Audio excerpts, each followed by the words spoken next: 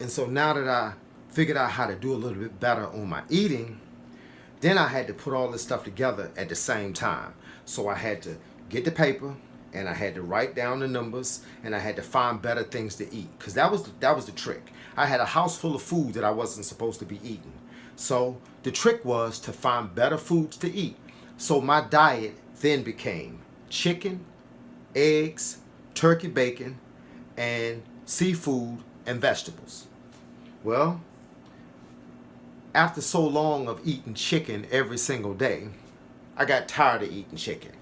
So then I decided that while I was in the store, I wanted to find something else to eat, but I didn't want to eat hamburgers. I didn't want to eat hot dogs. That stuff just seemed like I had too much of the stuff that I didn't need in my system. So what I did is I started looking at vegetarian food. I didn't become a vegetarian because I wanted the lifestyle of being a vegetarian and I knew that it was better than everything else. I just knew that it was better than what I was eating.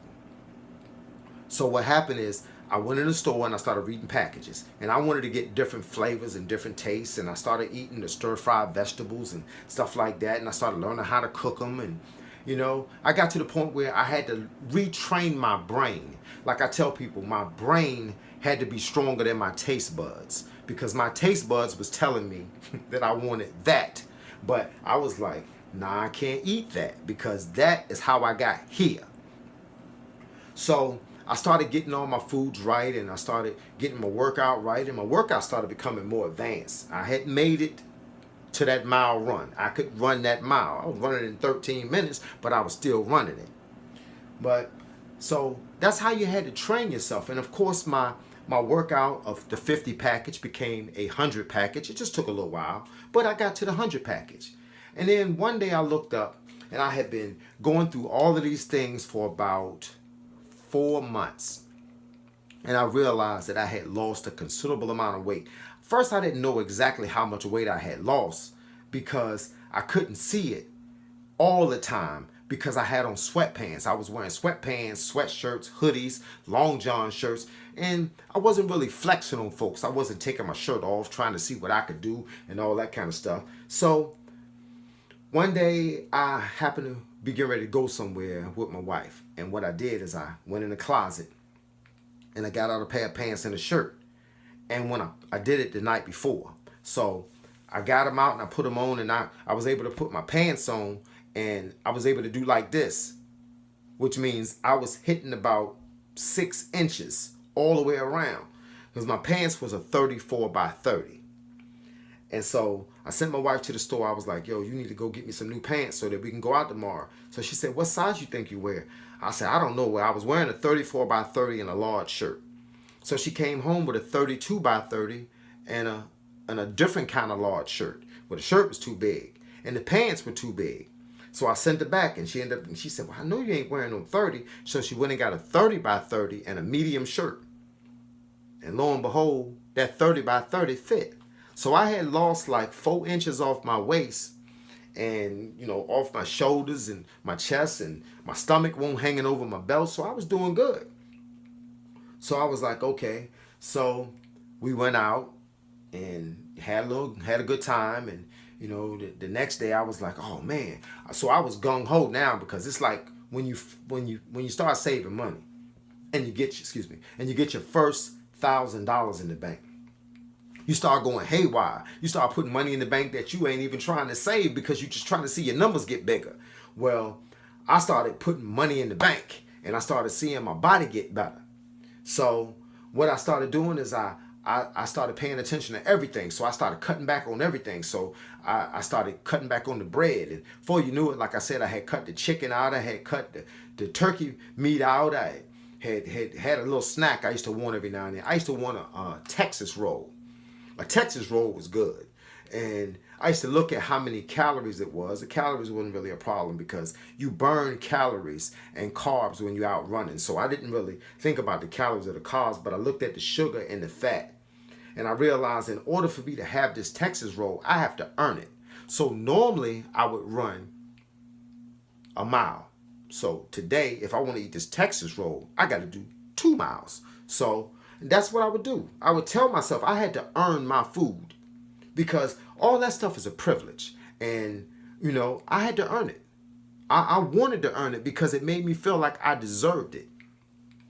So, needless to say, I had lost a lot of weight. I had got myself in shape. I had started writing articles to different magazines. I got picked up by a few magazines and some of the local press people.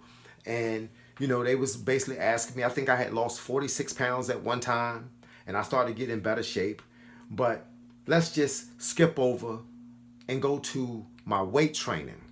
Now, when I first started doing weight training, I was only lifting 15-pound dumbbells, 3 pounds in the hand, 15 pounds when I was doing bench pressing or any shoulder shrugs, any heavy lifting.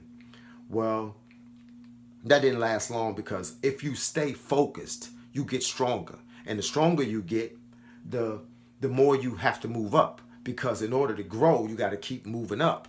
So I went from 15s to 20s, then 20s to 25s, and then 25s I went out and bought a set of 40s. I remember when they came to the house, I could barely lift them off the porch and bring them in the house because they came by way of Walmart.com, and they land on my porch. I got home, I said, well, I ain't got to worry about nobody stealing these because they was too heavy. So I brought them in the house, and I struggled with them. It was like doing benching and stuff like that. I could do like 5 or 10 at a time. I remember when me and my son had a little competition, and we got to 50. Oh man, you couldn't tell us that we weren't the baby Supermans. Well, my routine has escalated to a point now where if I tell y'all what I do for a living now, it don't even seem right no more.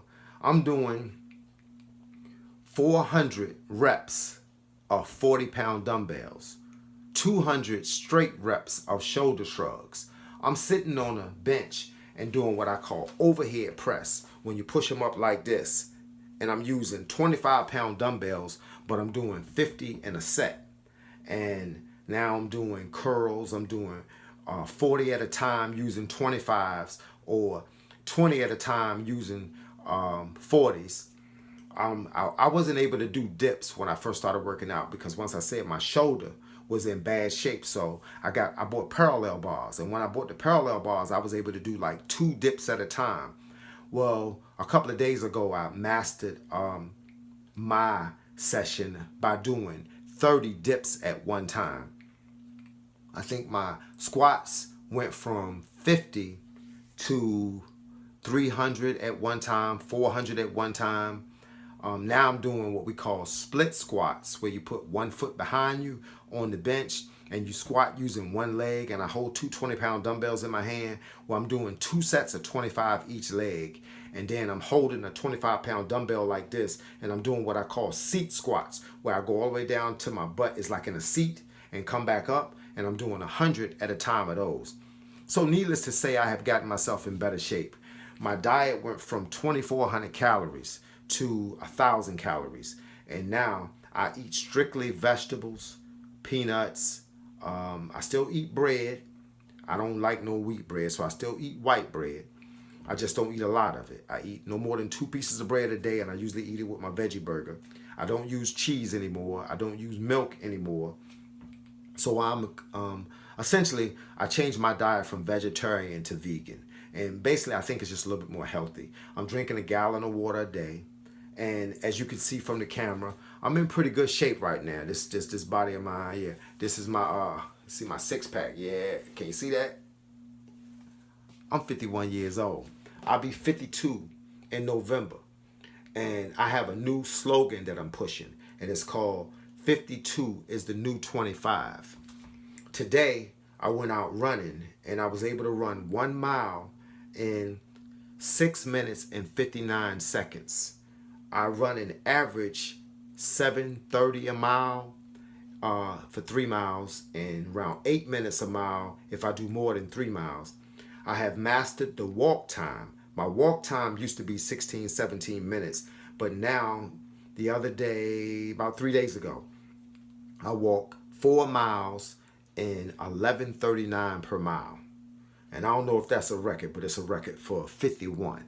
And I'm 51. I'll be 52 November the 5th, 2019. So y'all calculate that back. And so the reason that I'm making this video is because I did all of this from 46 to 51. And I'm trying to tell y'all that if I did it, you can do it. See, it's a lot of people that came in the gym that trained with me over the years, and they came in with one foot in the grave. What I mean by that is they didn't believe that they had anything left, so they stopped where they were. And if they were 198 pounds and they had been 198 pounds like I had for about 5 or 6 years, they stayed there. So they didn't want to change. But in order to grow, we all must change. And in order to change, sometimes we got to do something different. We cannot do the same thing over and expect something different to happen. So we got to change what we do. So what I've been known for doing now is I actually spend a lot of time. I work out 7 days a week, but I spend a lot of time talking to people because I believe that each and every one of you can change your own lives the same way I changed mine. I decided that it was time to do something different. I decided that I was willing to put forth the best effort that I had. Oh yeah, I used to cry. I was running down the street one day and I wanted to get home so bad. I was about maybe a half a mile from the crib, and it was hot outside and my music was skipping on me, and all I was like, Lord Jesus, please help me get to the crib. So it started raining. And I was able to open up that sauna suit and let that rainwater in there, bro. And I made it onto the crib. So I tell people, man, it ain't easy. But if you want it, you got to go for it. So the motto of this story is simple. I will not die from something that I can't control. Now, I can't control a plane falling out of the air and landing on me, or a sinkhole, unless somebody told me don't go down that street. But I can control a lot of things. Eating bad foods. Your body is made out of what you eat. So if you put bad stuff in, it's not going to work. Bad stuff in. Your body is made out of what you eat. Your body don't grow if you don't eat. So if you eat bad stuff, if you eat a bunch of sugar, then your body is made out of a bunch of sugar. If you eat a bunch of cow, then your body is made out of a cow. You know what I'm saying? So I'm not trying to have my body made out of stuff that don't make sense. So I put good stuff in. And I let the water go in. And I let the sunlight come down. Can't y'all see my tan? Yeah, man. I've been out there in that sun. I've been out there doing what I'm supposed to do. I get that vitamin D. But like I said, once again, my name is Coach Carl. I am an amateur and professional boxing coach, strength and conditioning coach. Got some of the craziest routines you ever want to put your eyes on. But keep in mind that I do this for me, but I do it for you. So the bottom line is, everybody out there that's not in shape, that want to get in shape, know that it can happen. Holla at your boy.